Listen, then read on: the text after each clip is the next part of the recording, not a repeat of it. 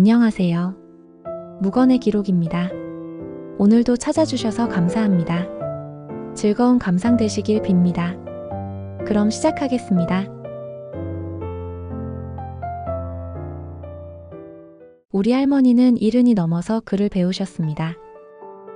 그 전까지 할머니에게 세상의 글자들은 그저 검은 점과 선이 모여있는 그림 같은 것이었어요. 버스 정류장의 간판도, 마트 전단지도, 약봉지 뒷면의 작은 글씨도 모두 다 그냥 알 수 없는 문이었습니다.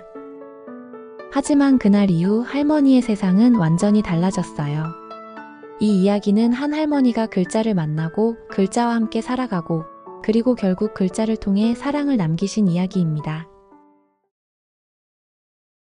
그날은 3월의 어느 화창한 오후였습니다. 동네 경로당 게시판에 작은 포스터 하나가 붙었어요.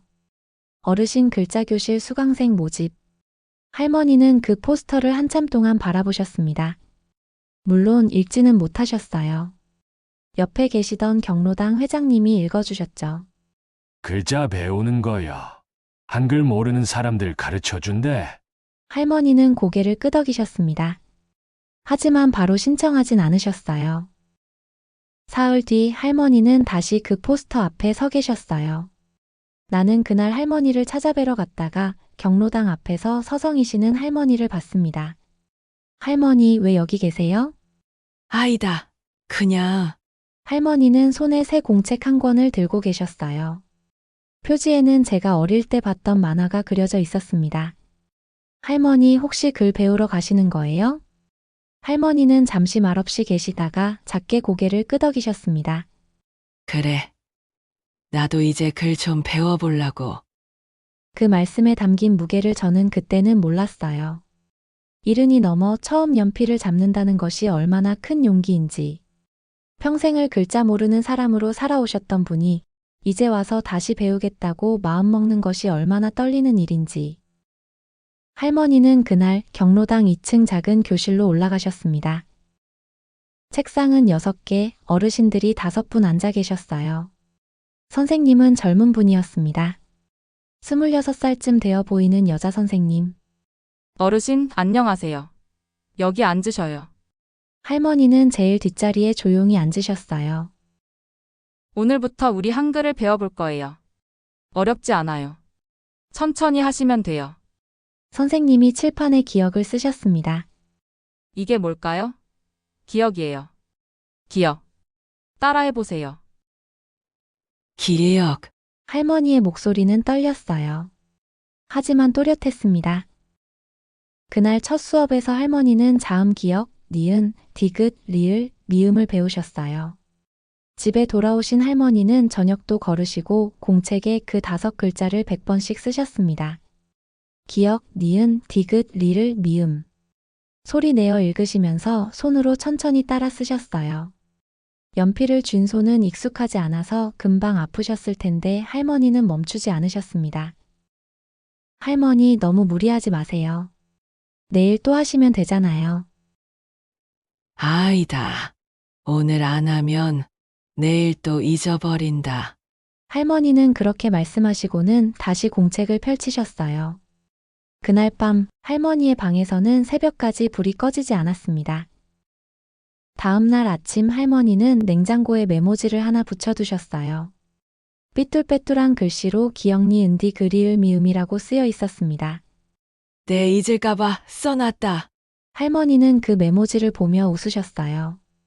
그 웃음 속에는 뭔가 새로운 것을 시작한 사람만이 가질 수 있는 설렘이 가득했습니다. 일주일이 지나고 한 달이 지났습니다. 할머니는 한 번도 수업을 빠지지 않으셨어요.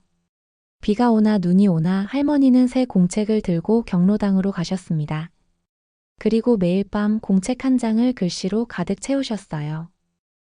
어느 날 할머니가 저를 부르셨습니다. 하야, 이리 와봐라. 할머니는 공책 한 장을 펼쳐 보이셨어요. 거기에는 김순자라는 이름이 30번쯤 쓰여 있었습니다. 할머니의 이름이었어요. 내 이름이여. 내가 썼다. 할머니의 목소리는 떨렸지만 눈빛은 그 어느 때보다 또렷했습니다. 할머니 정말 잘 쓰셨어요. 그래? 내도 이제 내 이름은 쓸 줄 안다. 그날 할머니는 하루 종일 웃으셨어요. 이름 평생 처음으로 자기 이름을 직접 쓰신 날이었습니다. 글을 배우고 나서 할머니의 일상은 완전히 달라졌습니다. 아침에 눈을 뜨시면 가장 먼저 하시는 일이 신문 펼쳐보기였어요. 오늘은 뭐라고 나왔노? 물론 아직 다 읽지는 못하셨어요.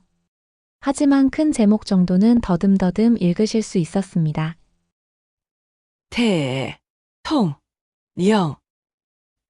대통령. 한 글자 한 글자 소리 내어 읽으시는 할머니의 목소리는 마치 어린아이가 처음 세상을 배울 때의 그 설렘으로 가득했습니다. 버스를 타실 때도 달라졌어요. 예전에는 버스 특징을 외우셨어요. 빨간 버스, 2층 버스 이런 식으로요.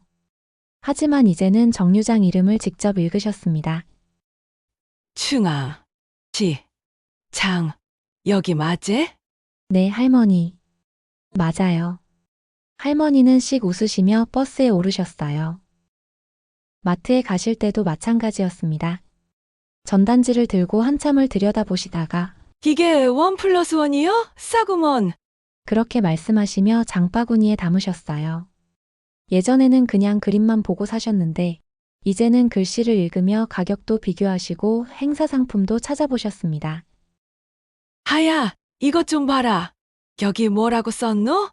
할머니는 종종 작은 글씨를 못 읽으셔서 저를 부르셨어요. 그럴 때마다 저는 천천히 읽어드렸습니다. 할머니, 여기 유통기한 2024년 12월이라고 써 있어요. 그래?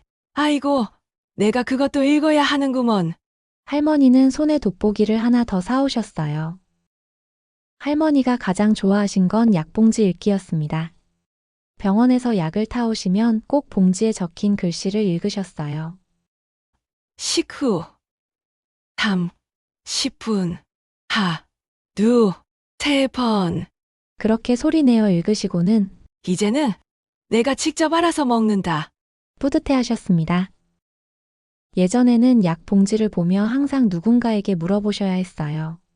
아야, 이거 언제 먹는 거고? 영식이 할매, 이거 하루에 몇 번이요? 그럴 때마다 할머니는 미안해하셨어요. 불편해하셨고요. 하지만 이제는 달랐습니다. 직접 읽고 직접 챙기셨어요. 나는 이제 바보 아니여. 할머니의 자랑이었습니다. 어느 날 저녁 할머니가 저를 부르셨어요. 하야, 이것 좀 봐라. 할머니는 TV 리모컨을 들고 계셨어요. 그리고 리모컨 버튼마다 작은 메모지를 붙여놓으셨습니다. 전원, 채널, 음량, 메뉴. 내가 이거 읽을 수 있게 써놨다. 이제 네 없어도 TV 만질 수 있어. 할머니는 정말 자랑스러워 하셨어요. 그날부터 할머니는 집안 곳곳에 글씨를 붙이기 시작하셨습니다. 냉장고에는 우유, 김치, 반찬. 서랍에는 수저, 젓가락, 그릇. 심지어 화장실 문에도 화장실이라고 써붙이셨어요. 할머니, 화장실은 다 아시잖아요. 그래도 글 읽는 연습이여. 나는 글 보는 게 재밌어. 할머니에게 글자는 단순한 도구가 아니었습니다. 그건 세상과 소통하는 새로운 방법이었고, 스스로를 증명하는 수단이었으며, 무엇보다 살아있음을 확인하는 기쁨이었습니다. 동네 어르신들도 할머니의 변화를 눈치채셨어요. 네 요즘 얼굴이 환해졌대. 요즘 경로당에서 글 배우나 그제? 내도 할까? 할머니는 그럴 때마다 권하셨어요. 해봐라. 진짜 좋다. 눈이 뜨인다. 실제로 할머니의 눈빛은 달라져 있었습니다. 예전에는 조금 흐릿하고 지쳐 보이던 눈빛이 이제는 호기심으로 반짝였어요. 길을 걷다가도 간판을 보시면 저게 뭐라고 썼노? 꼭 읽으려고 하셨습니다. 할머니의 가방 속에는 항상 공책과 연필이 들어 있었어요. 글자 모르는 거 있으면 바로 적어야 한대. 그렇게 말씀하시며 길에서 본 간판, 전단지에서 본 단어, TV에서 본 자막 모두 적어두셨습니다. 저녁이면 그 공책을 펼쳐놓고 하나하나 확인하셨어요. 하야, 이거 뭐라고 있는 거요? 할머니 이벤트예요. 이벤트? 그게 뭔디? 행사를 말하는 거예요. 특별한 날. 아, 그래. 이벤트. 할머니는 그 단어를 공책에 다시 적으시며 3번 더 읽으셨습니다. 그렇게 할머니의 공책은 점점 두꺼워졌고 할머니의 세상은 점점 넓어졌습니다. 글자 하나하나가 할머니에게는 새로운 세계로 가는 문이었어요. 그리고 할머니는 그 문을 하나씩 천천히 열어가고 계셨습니다. 할머니가 글을 배우고 6개월쯤 지났을 때였습니다. 어느 날 할머니가 저를 조심스럽게 부르셨어요. 하야, 나 편지 좀 쓰고 싶은데. 편지요? 누구한테요? 너한테. 할머니는 그날 오후 내내 방에 틀어박혀 계셨어요. 저녁 때쯤 되어서야 나오셨는데 손에 편지지 한 장을 들고 계셨습니다. 다 쓴 건 아니고 이것만 썼다. 편지지에는 5줄의 글씨가 적혀 있었어요. 우리 손주에게 너는 착한 아이여. 공부 열심히 해라. 할매가 응원한다. 사랑한다. 글씨는 삐뚤빼뚤했습니다. 띄어쓰기도 제대로 안 되어 있었고 맞춤법도 틀린 곳이 있었어요. 하지만 그 어떤 편지보다 아름다웠습니다. 글씨 못 써서 미안하다. 나 원래 글씨 못 써.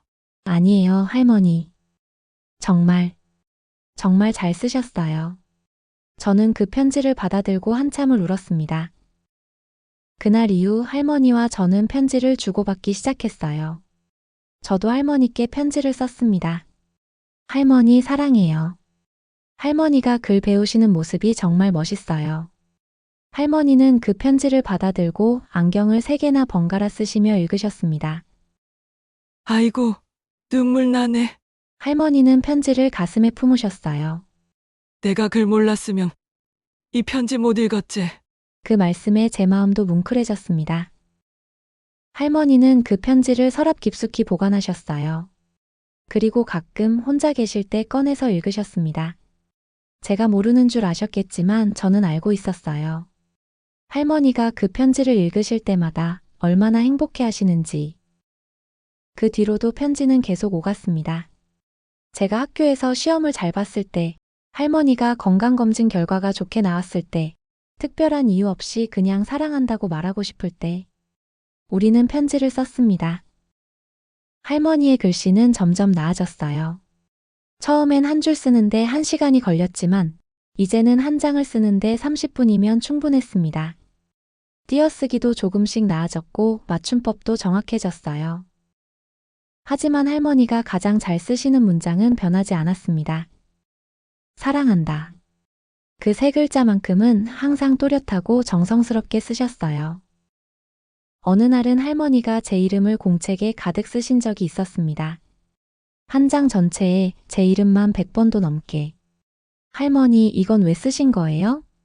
네 이름 잊을까봐 적어놨다 아이가. 내가 나중에 늙으면 깜빡할 수도 있잖아. 그제? 그 말에 저는 아무 말도 못했습니다. 할머니는 벌써 그걸 걱정하고 계셨던 거예요. 언젠가 기억이 흐려질 날을 대비해서 지금 이 순간을 글로 남기고 계셨던 겁니다. 할머니는 안 잊으실 거예요. 그래도 써놓으면 든든하잖아. 나중에 내가 까먹어도 이 글씨 보면 생각날 거 아이가. 할머니는 그렇게 말씀하시고 다시 공책을 펼치셨어요. 그리고 제 이름을 한 번 더 쓰셨습니다. 할머니의 공책은 점점 늘어났습니다. 처음엔 한 권이었던 공책이 어느새 10권이 넘었어요. 그 안에는 할머니가 배운 모든 글자들이 담겨 있었습니다. 그리고 그 중에서도 가장 많이 쓰인 단어가 있었어요. 사랑. 할머니는 그 단어를 가장 많이 연습하셨습니다. 이 글자가 제일 예쁘다. 그리고 제일 중요해. 할머니는 손주들 생일마다 손편지를 쓰기 시작하셨어요. 첫째 손주, 둘째 손주, 막내 손주. 모두에게 정성스럽게 편지를 쓰셨습니다. 할매가 글을 이렇게 늦게 배워서 미안하다. 너희 어렸을 때 편지 못 써줘서 미안해. 그래도 지금이라도 쓸 수 있어서 다행이다. 할매는 너희가 정말 자랑스럽다. 사랑한다. 손주들은 모두 그 편지를 소중히 간직했어요. 첫째는 액자에 넣어 벽에 걸어놨고, 둘째는 지갑에 넣고 다녔으며, 저는 책상 서랍에 차곡차곡 모아뒀습니다. 할머니의 글씨는 완벽하지 않았지만, 그 안에 담긴 마음만큼은 세상 그 무엇보다 완벽했습니다. 떨리는 손으로 한 글자 한 글자 정성껏 쓴 그 편지들은 할머니의 사랑이 그대로 녹아든 보물이었어요. 그 편지들을 읽을 때마다 저는 할머니의 숨결을 느낄 수 있었습니다. 글씨를 쓰시며 얼마나 천천히 조심스럽게 연필을 움직이셨을지, 한 글자 쓰실 때마다 얼마나 많은 마음을 담으셨을지, 그 모든 것이 느껴졌습니다. 그래서 할머니의 편지는 그 어떤 긴 편지보다 큰 울림으로 다가왔어요. 몇 줄 안 되는 짧은 편지였지만 그 안에는 할머니의 인생 전부가 담겨 있었습니다. 세월은 누구에게나 공평하게 흐릅니다. 할머니가 글을 배우신 지 3년이 지났을 무렵 조금씩 변화가 느껴지기 시작했습니다. 처음엔 작은 것들이었습니다. 공책에 글씨를 쓰실 때 예전보다 시간이 조금 더 걸리셨어요. 요즘은 손이 잘 안 움직여. 할머니는 그렇게 말씀하시며 연필을 꽉 쥐셨습니다. 신문을 읽으실 때도 달라졌어요. 글씨가 와 이리 작아졌노? 전에는 안 이랬는데. 사실 신문 글씨는 변하지 않았습니다. 변한 건 할머니의 눈이었어요. 저는 할머니께 큰 글씨로 인쇄된 책을 사드렸습니다. 할머니, 이거 글씨 크니까 읽기 편하실 거예요. 아이고, 고맙다. 근데 나는 신문이 좋아. 신문이 더 재밌어. 할머니는 여전히 신문을 고집하셨어요. 그래서 저는 할머니 방에 스탠드를 하나 더 놓아드렸습니다. 밝은 조명 아래에서 신문을 읽으시면 조금이라도 나을 것 같아서요. 이제 훤하네. 고맙다. 할머니는 만족스러워 하셨어요. 하지만 시간이 더 지나면서 조명만으로는 부족해졌습니다. 할머니는 안경을 2개, 3개씩 겹쳐 쓰시기 시작했어요. 이렇게 하니까 좀 보이네. 하지만 그렇게 해도 여전히 작은 글씨는 여전히 어려우셨습니다. 어느 날 할머니가 편지를 쓰시다가 멈추셨어요. 아야, 이게 사자 맞지? 공책을 보니 사자가 조금 삐뚤어져 있었습니다. 네, 맞아요, 할머니. 그래? 나는 잘 안 보여서. 제대로 썼나 싶었어. 그날 이후 할머니는 글씨 쓰는 것을 조금씩 주저하기 시작하셨어요. 요즘 글씨가 안 예뻐. 손이 떨려. 글씨 예뻐요. 할머니만의 글씨체예요. 하지만 할머니는 고개를 저으셨습니다. 그래도 할머니는 포기하지 않으셨어요. 매일 아침 여전히 공책을 펼치셨습니다. 비록 예전보다 시간이 더 걸렸지만 한 글자 한 글자 정성껏 쓰셨어요. 안 쓰면 더 잊어버린다. 그럼 안 돼. 할머니에게 글씨 쓰기는 이제 단순한 취미가 아니었습니다. 그건 자신을 지키는 일이었고 기억을 붙잡는 일이었으며 살아있음을 증명하는 일이었습니다. 어느 겨울날이었어요. 할머니가 감기에 걸리셨습니다. 일주일 정도 누워 계셨는데 그 일주일 동안 글씨를 쓰지 못하셨어요. 감기가 나으시고 처음으로 공책을 펼치셨을 때 할머니는 깜짝 놀라셨습니다. 아이고, 이게 뭐여? 글씨를 까먹었네. 간단한 글자조차 떠오르지 않으셨어요. 할머니, 괜찮아요. 천천히 생각해 보세요. 아니요. 분명히 알았는데 일주일 안 쓰니까 다 잊어버렸어. 할머니는 당황하셨어요. 그리고 그날부터 더욱 열심히 글씨를 연습하셨습니다. 하루라도 안 쓰면 안 되겠어. 나는 젊은 사람들처럼 머리가 안 좋으니까. 할머니는 그렇게 말씀하시며 아픈 몸을 이끌고 책상 앞에 앉으셨어요. 그 모습이 안쓰러워서 저는 말렸습니다. 할머니, 오늘은 쉬세요. 내일 하시면 되잖아요. 안 된다. 오늘 안 하면 내일은 더 어려워. 할머니의 고집을 꺾을 수는 없었습니다. 그날도 할머니는 공책 한 장을 글씨로 채우셨어요. 비록 글씨는 예전만큼 또렷하지 않았지만 그 안에 담긴 의지만큼은 여전히 강했습니다. 그러던 어느 봄날, 할머니가 경로당 수업을 그만두셨습니다. 왜요? 할머니, 그렇게 좋아하셨잖아요. 눈이 잘 안 보여서 칠판 글씨가 안 보이더라. 선생님한테 미안해서 못 다니겠어. 할머니는 그날 많이 속상해 하셨어요. 3년 넘게 한 번도 빠지지 않고 다니시던 수업이었는데, 이제는 그것마저 어려워지셨던 거예요. 집에서 혼자 해도 되잖아요, 할머니. 그래도 수업 듣는 게 더 좋았는데. 할머니의 목소리는 작았습니다. 그날 이후로도 할머니는 집에서 혼자 공부하셨어요. 하지만 예전만큼 즐거워 보이진 않으셨습니다. 함께 배우던 친구들이 그리우셨던 거예요. 선생님의 칭찬도, 반 친구들과의 수다도. 저는 할머니를 위해 큰 글씨 공책을 사드렸습니다. 선이 넓고 칸이 큰 공책이었어요. 할머니 이거 쓰기 편하실 거예요. 고맙다. 아야. 근데 나는 원래 쓰던 게 좋아. 익숙해서. 할머니는 여전히 작은 칸 공책을 고집하셨어요. 그리고 돋보기를 2개 포개서 힘겹게 글씨를 쓰셨습니다. 할머니 왜 꼭 작은 칸에 쓰세요? 큰 칸이 편하실 텐데. 작은 칸에 쓸 수 있으면 아직 내가 괜찮은 거 아이가. 큰 칸에 쓰면 내가 진짜 늙은 것 같아. 그 말에 저는 할 말을 잃었습니다. 할머니는 작은 칸 공책을 놓지 않으심으로써 자신이 아직 괜찮다는 걸 증명하고 싶으셨던 거예요. 하지만 시간은 누구도 막을 수 없었습니다. 할머니의 손은 점점 더 떨렸고 글씨는 점점 더 흔들렸습니다. 그래도 할머니는 멈추지 않으셨어요. 내가 글을 놓으면 나는 끝이요.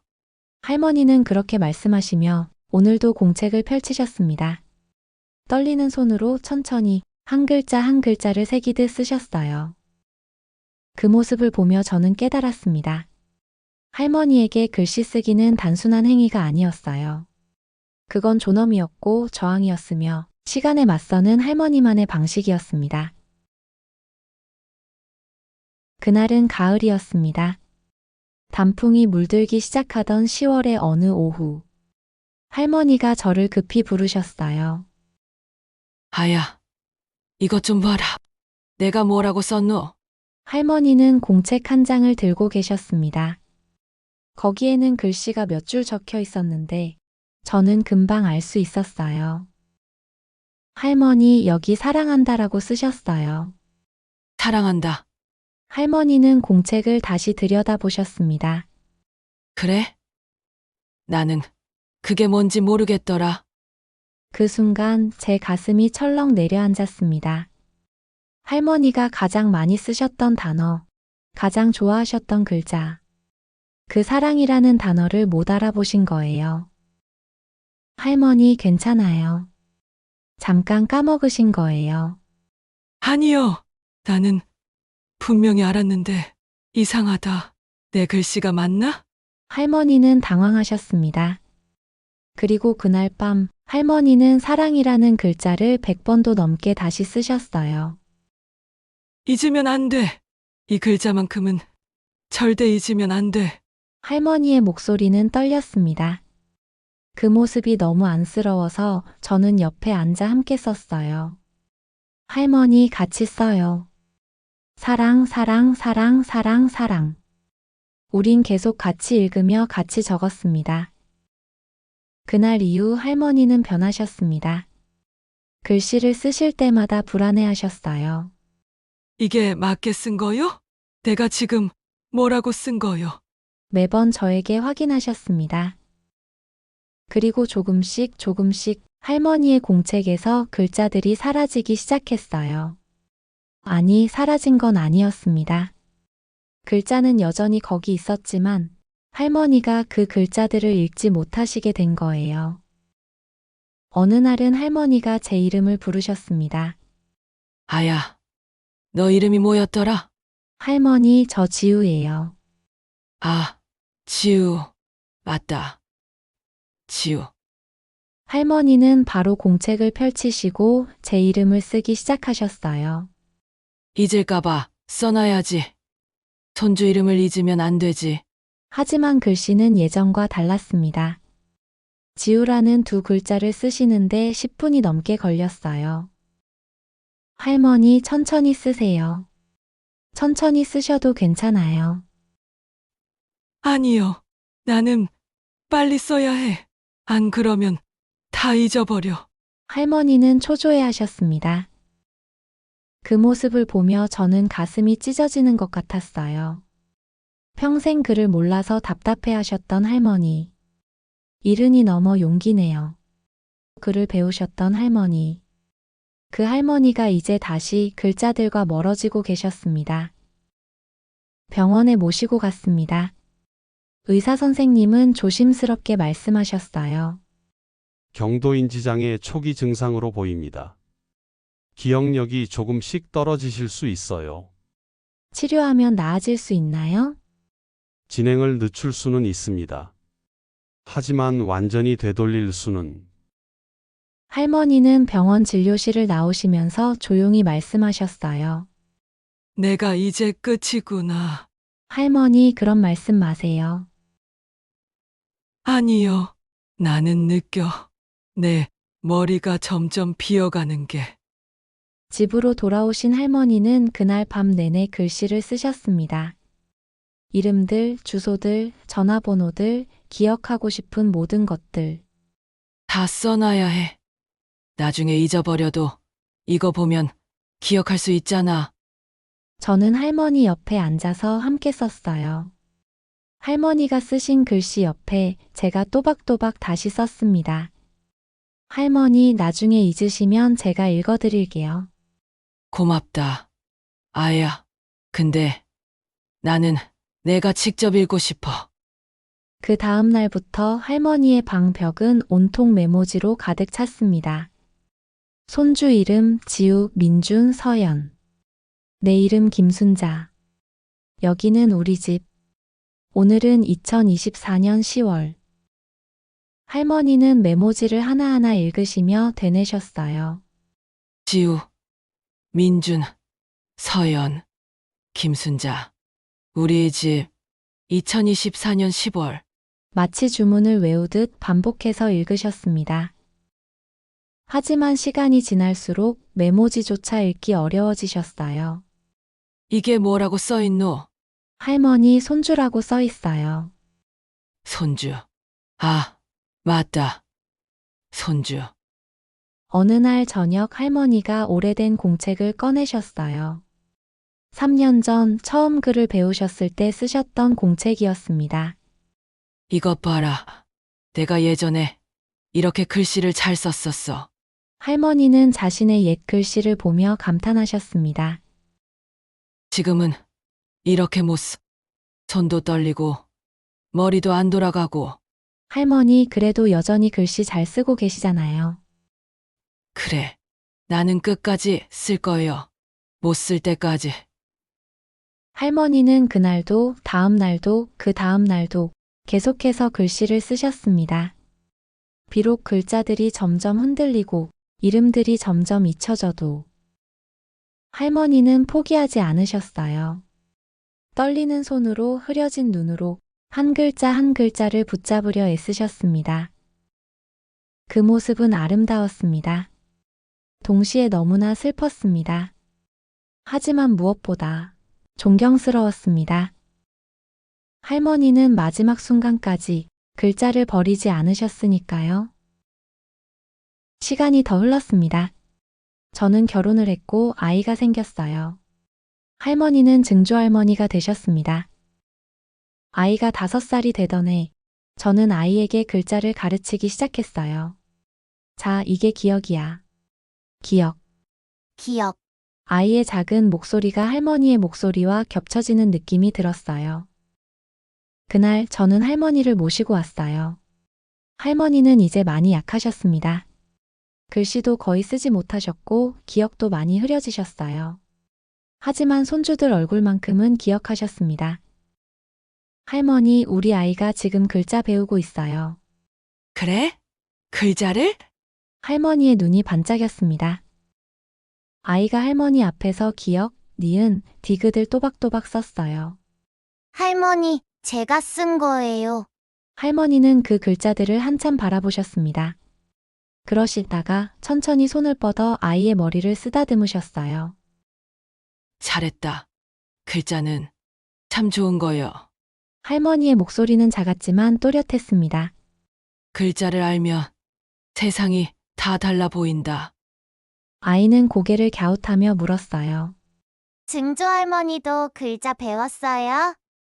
그럼 할매도 배웠지. 아주 늦게. 언제요? 할매가 너만큼 작을 때는 못 배웠어. 아주 크고 나서 배웠지. 아이는 신기하다는 듯 할머니를 바라봤어요. 그럼 이제 잘 쓸 수 있어요? 할머니는 자신의 떨리는 손을 내려다보셨습니다. 요즘은 잘 못 써. 손이 말을 안 들어서. 괜찮아요, 증조 할머니. 제가 대신 써드릴게요. 그 말에 할머니는 활짝 웃으셨어요. 그리고 아이에게 말씀하셨습니다. 그래. 내가 대신 써다오. 할매 뭐까지. 그날 저녁 아이는 처음으로 제 이름을 썼어요. 엄마. 삐뚤빼뚤한 두 글자.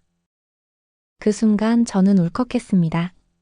할머니가 처음 당신 이름을 쓰셨을 때, 저에게 첫 편지를 쓰셨을 때, 그 감동이 이런 거였구나. 저는 아이를 꼭 안아주었어요. 우리 딸 정말 잘했어. 엄마 이름을 썼네. 엄마, 이거 예뻐요? 응, 세상에서 제일 예뻐. 그날 밤 저는 할머니께 전화를 드렸어요. 할머니, 우리 아이가 오늘 제 이름을 처음 썼어요. 그래? 잘했네. 우리 손주. 할머니가 처음 글 쓰셨을 때가 생각났었어요. 전화 너머로 할머니의 숨소리가 들렸습니다. 나도 그때 생각난다. 내 이름 처음 썼을 때. 할머니, 그때 어떠셨어요? 기뻤어. 세상을 다 가진 것 같았지. 저는 그 말을 가슴에 새겼어요. 그리고 다짐했습니다. 우리 아이에게도 할머니가 느끼셨던 그 기쁨을 전해주리라. 글자 하나하나가 얼마나 소중한지, 배움이 얼마나 큰 축복인지. 시간이 더 흘러 아이는 이제 문장을 쓸 수 있게 되었어요. 어느 날 아이가 저에게 쪽지를 건넸습니다. 엄마, 이거 증조 할머니 드려요. 쪽지에는 이렇게 적혀 있었어요. 증조 할머니, 사랑해요. 글자 가르쳐 주셔서 감사해요. 아이는 할머니가 직접 가르친 건 아니지만 저를 통해 할머니의 마음을 이어받았던 거예요. 저는 그 쪽지를 할머니께 가져다 드렸습니다. 할머니는 쪽지를 받아들고 오래 바라보셨어요. 안경을 3개나 겹쳐 쓰시고 천천히 읽으셨습니다. 사랑해요. 할머니의 목소리가 떨렸습니다. 이 글자. 내가 제일 좋아하는 글자요. 할머니는 그 쪽지를 가슴에 품으셨어요. 그리고 조용히 말씀하셨습니다. 나는 글자를 배워서 행복했어. 진짜로. 할머니. 응? 할머니가 글 배우시는 모습 보면서 저도 많이 배웠어요. 뭘 배웠는지. 늦었다고 생각할 때가 가장 빠른 때라는 거요. 그리고 배움에는 나이가 없다는 거요. 할머니는 제 손을 꼭 잡으셨어요. 너가 이제 선생님이 되었네. 내 아이한테. 네, 할머니. 할머니처럼 가르칠게요. 잘할 거요. 너는 착한 아이니까. 그날 이후 저는 아이에게 글자를 가르칠 때마다 할머니를 떠올렸습니다. 이른이 넘어 연필을 처음 잡으셨던 그 용기, 마지막 순간까지 글자를 놓지 않으셨던 그 집념, 그리고 무엇보다 배움을 향한 그 순수한 열정. 아이가 처음 편지를 쓰던 날, 저는 아이와 함께 할머니를 찾아뵀어요. 증조 할머니, 제가 편지 썼어요. 아이가 할머니께 편지를 드렸습니다. 할머니는 그 편지를 받아들고 한참을 들여다보셨어요.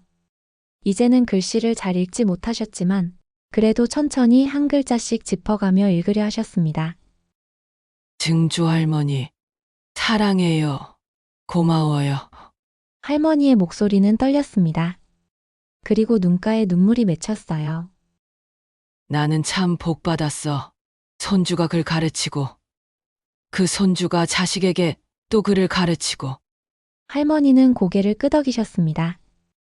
글자가 이렇게 이어지는구나. 그 말씀에 저는 울컥했어요. 할머니가 뿌리신 씨앗이 이제 새싹이 되어 자라나고 있었습니다. 몇 달 후 할머니는 편안히 눈을 감으셨어요.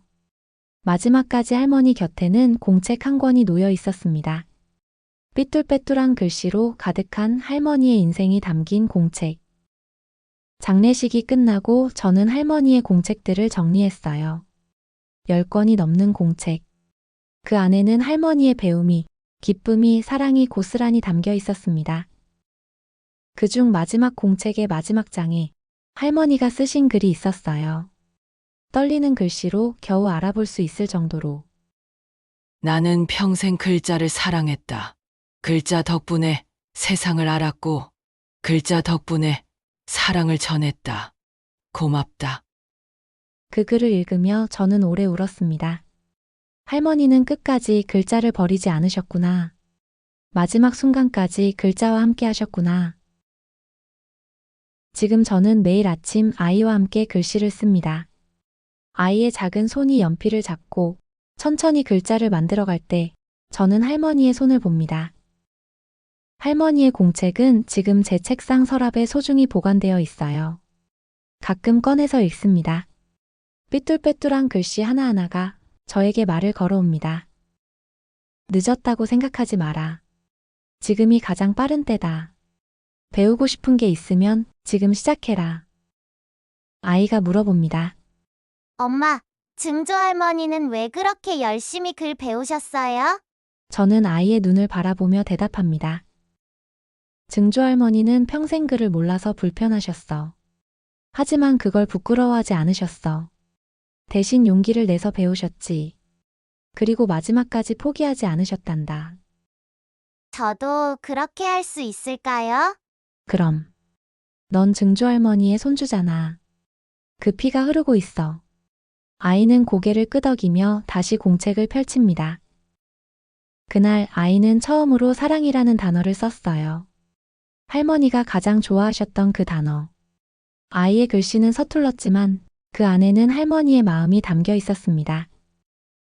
저는 그 글자를 보며 중얼거렸어요. 할머니, 저도 이제 누군가의 첫 글자가 됐어요. 할머니가 그러셨던 것처럼 저도 아이에게 세상을 열어주고 있어요. 할머니는 이제 안 계시지만 할머니가 남기신 것들은 여전히 살아 숨쉽니다. 공책 속 글씨들, 삐뚤빼뚤했지만 진심이 가득했던 편지들, 그리고 무엇보다 배움을 향한 그 뜨거운 열정. 그 모든 것이 지금 제 안에 살아있고 제 아이에게로 이어지고 있습니다. 세상에는 수많은 할머니들이 있을 거예요. 글을 늦게 배운 분들, 지금도 배우고 계신 분들, 아니면 끝내 배우지 못하고 돌아가신 분들도 계시겠죠. 하지만 저는 압니다. 그분들이 품으셨던 배움에 대한 갈망, 글자 하나하나에 담으셨던 간절함, 그것들이 얼마나 소중한지. 할머니는 평생 글자를 버리지 않으셨습니다. 이른이 넘어 처음 배우신 그 글자들을 마지막 순간까지 붙잡고 계셨어요. 손이 떨려도, 눈이 침침해져도, 기억이 흐려져도 할머니는 포기하지 않으셨습니다. 왜냐하면 할머니에게 글자는 단순한 도구가 아니었으니까요. 그건 할머니의 존엄이었고, 할머니의 자유였으며, 할머니의 목소리였습니다. 글자를 통해 할머니는 세상과 소통했고, 글자를 통해 할머니는 사랑을 전했으며, 글자를 통해 할머니는 스스로를 증명하셨습니다. 나는 이제 바보 아니여. 할머니의 그 말씀이 아직도 제 귀에 생생합니다. 할머니는 바보가 아니셨어요. 오히려 그 누구보다 현명하셨습니다. 늦었다고 생각하지 않고 시작하셨으니까요. 부끄러워하지 않고 배우셨으니까요. 그리고 끝까지 포기하지 않으셨으니까요. 지금 이 순간에도 어디선가 누군가는 글자를 배우고 있을 거예요. 어쩌면 우리 할머니처럼 늦은 나이에 용기를 내서 시작하신 분도 계시겠죠. 그분들께 말씀드리고 싶습니다. 늦지 않았습니다. 지금이 가장 빠른 때입니다. 할머니처럼 용기를 내세요. 그 한 걸음이 세상을 바꿀 겁니다. 그리고 우리 아이들에게도 말해주고 싶어요. 글자를 소중히 여기렴. 누군가는 평생을 기다려서 배운 거란다. 누군가는 마지막 순간까지 붙잡고 있던 거란다. 그러니 함부로 대하지 말고 감사하는 마음으로 배우렴. 오늘도 저는 아이와 함께 앉아 공책을 펼칩니다. 아이가 연필을 잡고 천천히 글자를 써 내려갑니다. 할머니. 아이가 쓴 첫 단어입니다. 엄마, 저 증조할머니 이름도 쓰고 싶어요. 그래, 써보자. 김순자. 증조할머니 이름이야. 아이는 천천히 정성스럽게 할머니 이름을 씁니다. 그 순간 저는 느꼈어요. 할머니가 여기 계신 것 같다고. 아이의 손을 잡고 함께 글자를 쓰고 계신 것 같다고. 잘했어. 우리 손주야. 할머니의 목소리가 들리는 것 같았습니다. 글자는 이렇게 이어집니다. 세대를 넘어 시간을 넘어 사랑을 담아 전해집니다. 할머니가 처음 기억을 배우셨던 그날부터 제가 아이에게 기억을 가르치는 오늘까지 그 모든 시간이 하나로 연결되어 있습니다. 할머니는 평생 글자를 버리지 않으셨습니다. 그리고 그 글자들은 이제 우리에게로 이어져 내려왔습니다. 저는 오늘도 아이에게 말해줍니다. 글자는 마법이야. 글자를 통해 우리는 세상과 만나고, 글자를 통해 우리는 사랑을 전하고, 글자를 통해 우리는 영원히 기억된단다. 증조할머니처럼요. 그래, 증조할머니처럼. 아이는 고개를 끄덕이며 다시 연필을 잡습니다. 그리고 공책 한 켠에 천천히 정성스럽게 씁니다. 사랑. 할머니가 가장 좋아하셨던 그 단어. 할머니가 마지막까지 잊지 않으려 하셨던 그 단어. 이제 우리 아이의 손을 통해 다시 한번 세상에 새겨집니다. 그날 저녁 저는 할머니의 공책을 다시 펼쳤어요. 그리고 그 옆에 우리 아이의 공책을 나란히 놓았습니다. 할머니의 삐뚤빼뚤한 글씨와 아이의 서툰 글씨가 나란히 놓였습니다. 똑같이 서툴렀지만 똑같이 진심이었습니다. 똑같이 떨렸지만 똑같이 간절했습니다. 그 모습을 보며 저는 깨달았어요. 배움에는 나이가 없다는 것을, 시작에는 때가 없다는 것을, 그리고 사랑은 영원히 이어진다는 것을. 할머니, 당신이 남기신 글자들이 이렇게 계속 살아 숨쉬고 있어요. 당신의 손주가 또 그 손주가 계속해서 글자를 써 내려가고 있습니다. 당신이 이른에 시작하신 그 용기가 지금 우리 모두에게 힘이 되고 있어요. 당신이 마지막까지 놓지 않으신 그 집념이 지금 우리 모두를 지탱하고 있습니다. 고맙습니다, 할머니. 글자를 사랑하는 법을 가르쳐 주셔서, 배움을 두려워하지 않는 법을 보여주셔서, 그리고 무엇보다 사랑을 글자로 남기는 법을 알려주셔서. 할머니, 저도 이제 누군가의 첫 글자가 되었습니다. 그리고 그 글자들을 통해 당신의 사랑을 계속 전하고 있습니다. 글자는 사라져도 마음은 남습니다. 세대는 바뀌어도 배움은 이어집니다. 시간은 흘러가도 사랑은 계속됩니다. 할머니는 평생 글자를 버리지 않으셨습니다. 그리고 그 글자들은 영원히 우리 곁에 남아 있습니다. 오늘도 어디선가 누군가는 처음으로 연필을 잡고 있을 겁니다. 누군가는 첫 글자를 배우고 있을 겁니다. 누군가는 자신의 이름을 처음으로 쓰고 있을 겁니다. 그 모든 순간이 할머니의 순간과 이어져 있습니다. 그리고 그 모든 글자가 사랑으로 이어져 있습니다. 할머니, 당신의 글자는 지금도 살아 숨쉬고 있습니다. 시청해주셔서 감사합니다. 더 좋은 글로 돌아오겠습니다. 여러분이 해주시는 구독과 좋아요는 진심으로 큰 도움이 됩니다.